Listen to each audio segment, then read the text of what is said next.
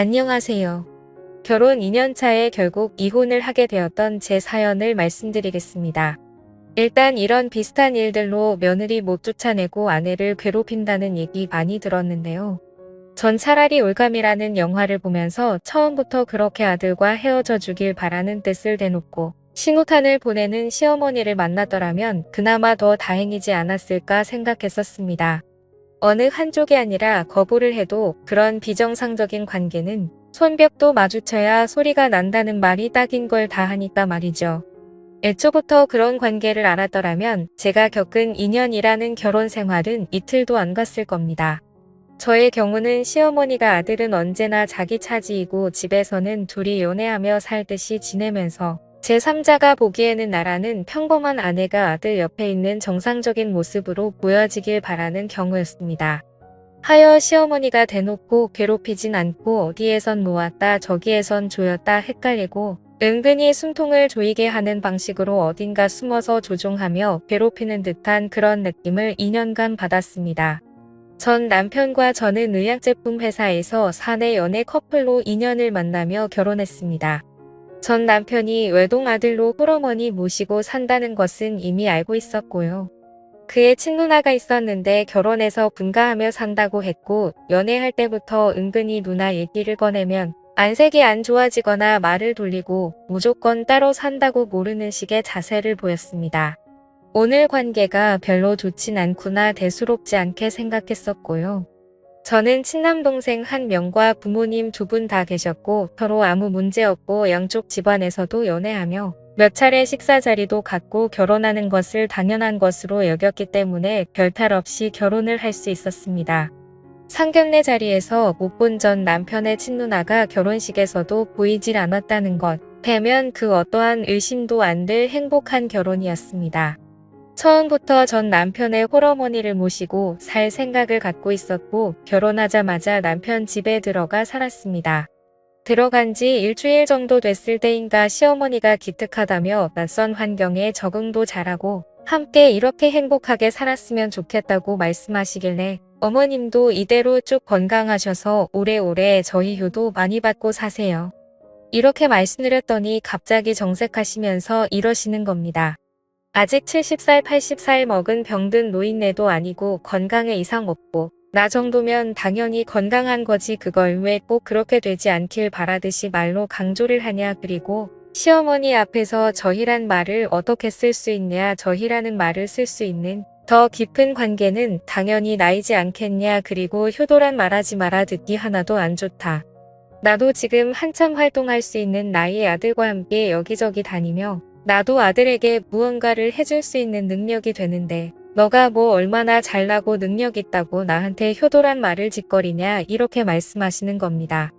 눈 하나 깜빡이지 않고 얼굴을 들이대시며 속사포 같은 말을 하니까 저는 그냥 벙찐 채로 듣고만 있다가 울먹이는 목소리로 죄송하다고 하고 깜짝 놀라 방 안으로 들어갔던 기억이 납니다. 그 후로 결혼 생활이 하루 이틀 지속되면서 저는 그 집안의 병풍 같다는 느낌을 뼈저리게 받아야 했습니다. 그 집에서는 신문을 2가지를 시켜봤는데 셋이 모여 있을 때 밥 먹을 건 다 먹고 딱히 할 일은 없고 할 때 제가 과일을 깎아 내려놓고 시어머니와 전남편이 각각 신문을 보고 있으면 저는 전남편 옆에 앉아 전남편이 보고 있는 신문을 몸을 좀 가까이 대며 함께 보았습니다.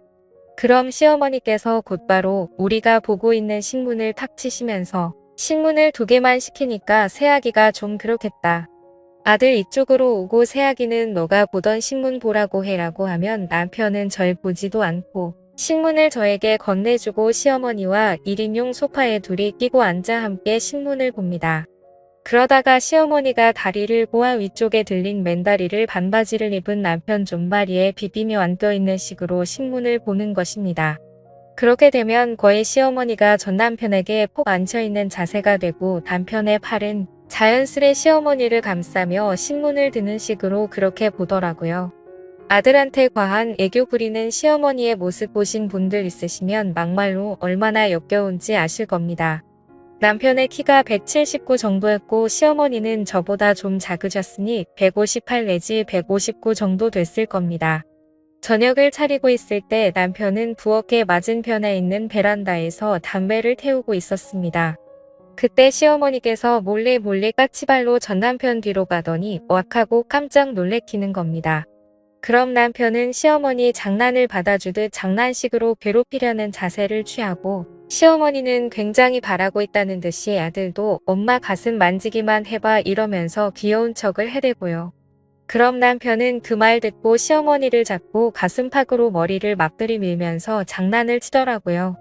그때 제가 부엌에서 고개 돌려보고 있으니까 시어머니가 저를 힐끔 보시면서 전 남편한테 하지 말란 식으로 얘기하며 은근슬쩍 저를 약올리려고 하는 듯이 행동을 하더라고요. 저런 상황들이 계속되니까 딱히 싫다는 눈치도 안 주고 괴롭히거나 내쫓으려는 행동도 안 하고 잔소리 또한 없으시고 정색 안 할 때는 말 하나하나 따뜻하게 말씀하시긴 하는데 마치 집안에서의 상황은 남편과 시어머니가 서로 좋아 죽겠는 신혼 초창기고 왠지 제가 그걸 어쩔 수 없이 보게 되는 시어머니가 된 듯한 그런 느낌이 들고 어쩔 때는 한참 연애 중인 친구 커플이 함께 있는데 제가 그 친구와 베프여서 친구가 저를 데리고 다니는 듯한 그런 제가 꼽사리를 끼거나 병풍 같은 느낌이 들더라고요. 뭐 딱히 남편이 밖으로 돌지 않는 이상 집에 함께 있을 시간도 많고 신혼초도 즐길 여유도 있는데 말로 설명하지 못하겠지만 시어머니가 정말 자연스럽게 남편과 함께하며 신혼이란 시간을 즐길 틈을 주지 않은 채 제가 겉돌고 병풍같이 되고 아들과의 연애는 즐기며 아들 옆에는 저라는 일꾼을 두어서 살림은 잘 돌아가게 만들어두고 그런 상황들이 자연스럽게 흘러가도록 주장하는 느낌이 계속 들었습니다. 차라리 시어머니가 저를 헤아려 하거나 잔소리나 트집 잡는 게 심하다거나 하면 최근 한 남편 바로 붙들고 무언가를 토로하며 얘기를 하겠는데 이건 뭐 이상하긴 한데 막상 말하려고 치면 말할 것도 없을 뿐더러 저만 이상한 여자가 될 것 같고 그래서 말 못하고 저 혼자 의기소침해져 있거나 뚱해져 있고 신혼초인데 어째 갈수록 깨가 쏟아지는 사이는 시어머니와 전 남편의 관계였죠. 셋이서 어디를 놀러 갈 때에도 시어머니께서 없으시며 손을 내밉니다. 새아기 잃어버리지 않게 꼭 붙들고 가야지 하며 남편을 보고 그 특유의 애교 섞인 표정으로 귀여운 척을 합니다. 그런 며느리 잘 챙기는 엄마가 예뻐 죽겠는지 남편은 시어머니가 사랑스럽단 표정으로 웃고 그렇게 되면 시어머니는 가운데 양옆으로는 저와 남편 이렇게 걸어가게 됩니다. 시어머니는 저와 손만 붙잡았지 아예 몸은 남편에게 틀어진 채로 어디 손짓하며 둘만 얘기하고 저는 소화당하고 가다가 이웃이나 아는 사람을 만나면 시어머니와 제가 손을 꼭 붙잡은 걸 보시며 어쩌면 이렇게 고부관계가 좋을까 칭찬이 자자합니다. 가끔은 남편이 출근했을 때 시어머니 친목 모임에 절 데리고 나가셔서 소개와 인사만 간단히 시켜주고 저보고 집에 바로 들어가라 했습니다. 남편이 오면 이렇게 말을 합니다. 친구들에게 소개시켜 주었다. 그런데 그 친구들은 새아기를 외적으로도 내적으로도 교양과 품위가 없어 보인다며 무척 싫어하는 눈치를 주기 위해 새아기 민망할까봐 얼른 집으로 보냈다. 새아기 보내고 친구들에게 우리 며느리 그런 애 아니라고 입이 닳도록 칭찬하고 겨우 친구들 마음 돌리느라 많이 애먹었다.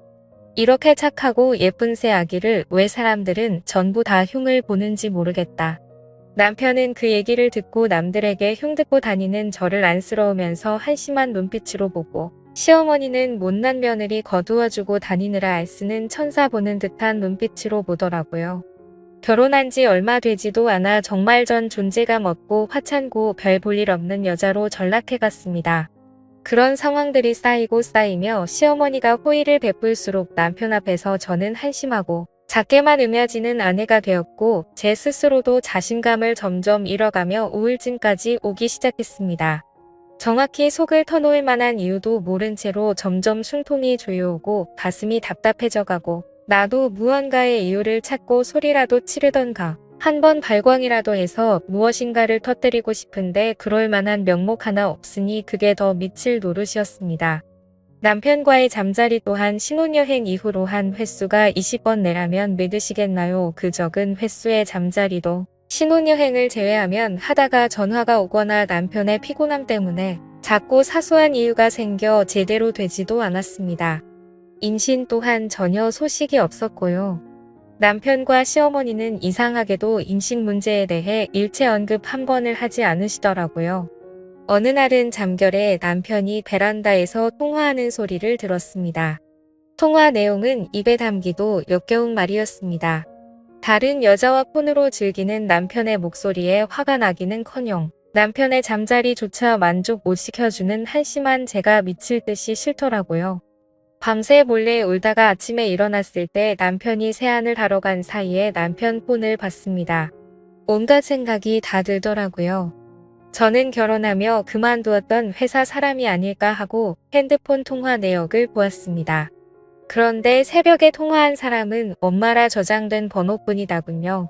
주변 사람이 불편할 정도로 심하게 애틋한 관계인 줄은 알았지만 이렇게 직접적으로 이상한 교감까지 하는 아들과 엄마 사이일 줄은 꿈에도 생각 못했습니다.